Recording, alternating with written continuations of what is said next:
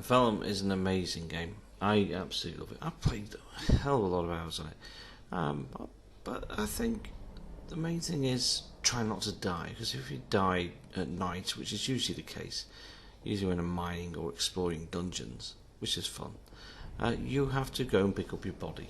And when you pick up your body, you get it back and everything, but you also get a debuff. In other words, any extra items that you gathered that have made you basically superhuman, you just lose. So it kind of punishes you for dying. So there's no permadeath, which is good because I hate permadeath. The fact is, if you lose a battle with an animal and you do get killed or a monster, you're not going to get punished too badly, but it's going to be such a punishment that it does affect you, because my health was at 130, 140, and then it went down to 87. I can't work out why. Well, it's because I kept dying. Yeah, you die and you get punished in this game. Apart from that, it's all fun. So with all the time I've spent, what do you have to do in this game? Well, you basically have to craft, and of course you have to upgrade all the little areas in your castle. Now your castle will have, your base that is, will have lots of things. I mean, there's a portal there which is open and can go to any point in the map where there's a dungeon. So wherever you leave, the other end of the portal you can go to, and it stays open, which is pretty badass, to tell the truth.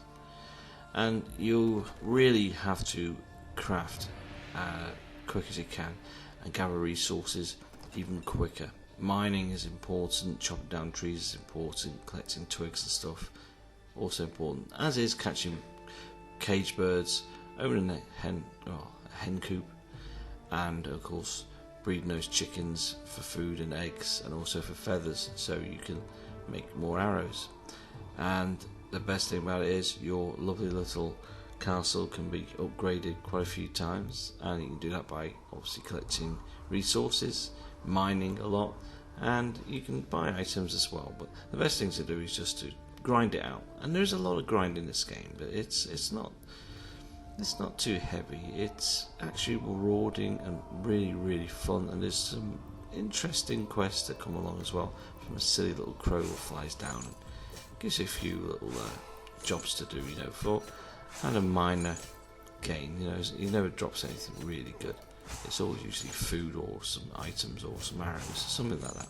Nothing overly useful, but it's fun to do that anyway.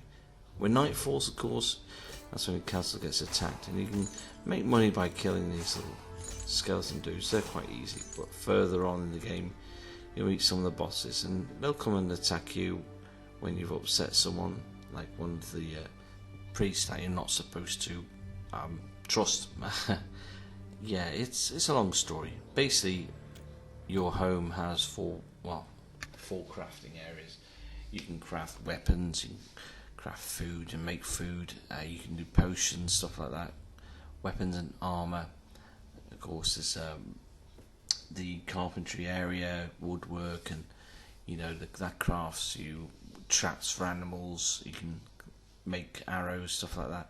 Pickaxes, so you can mine. All the useful stuff. So that is pretty specific. And also, the bow and arrow is one of your best secondary weapons, and you can create different arrow types for that as well, which is pretty awesome. Now, the mining in this game, the grind basically, is not that boring, to tell you the truth. It can get a bit repetitive, but you soon get into it, and you just end up just mining everything you see. But of course, you got to worry about the map doesn't give you a heads up of where the monsters are, so you have to be careful. But you can usually spot them by just mining above them. And the cool thing is that mine will reset itself with new loot when it has an earthquake. So when you emptied out your own mine, you go, oh, that must be the end of it then. That's the mine empty. No, there's an earthquake and it gets refilled in again. Now, that's a pretty cool mechanic. I did like that. Further on into the game, you get given challenges. There'll be a witch who will turn up and she'll give you an ultimatum. They're called ultimatum quests. You're usually given about 20 minutes to do it. And some of them are like collect some daft relic that's hidden in part of the world, and you have trouble finding it, like I did, and you get killed. And you get punished, of course. Not only do you get killed, but yeah, you have to do a battle. So your base, or your house, your castle, your abode, whatever you want to call it, will be attacked by maybe not just monsters, or horrible little skeletons, but huge ass trolls, you know, and they will just tear your base apart. So you've got to be prepared for that. You may only have 20 minutes to fortify your base, so yeah, or half an hour. It just depends really on how you getting on in the game, and you are punished, of course, as I said before, for dying. So be careful. And it's nice to max yourself out all the stats and then die and lose your stats. It's kind of a bummer that, but hey, what can you do? The weapons and clothes are matching sets, so if you get the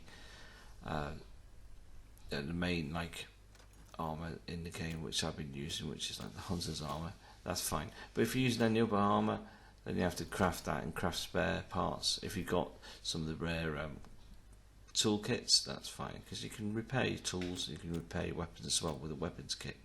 So it's got that little kind of coolness about it, where you know there's problems to be solved, and you can solve them just by, well, gathering resources, and that's how you beat the game really.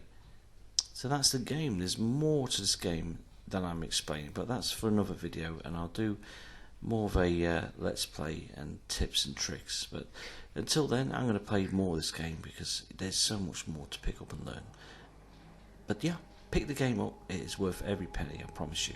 And don't believe some of the hate this game got on Steam or anything like that, because it's not deserving of it. It does need a bit more content, but there is a new update which is changing a lot of things, including balancing. The monsters are unfairly powerful sometimes, and some of the crafting and rewards and resources have been changed with this new update, which is coming to Nintendo Switch very, very shortly, before it's released, I hope. But when that comes, I will be doing another video showing you that update and what's changed in the game, or what I feel has changed in the game, so look out for that. Until then, pick this game up, it's bloody awesome.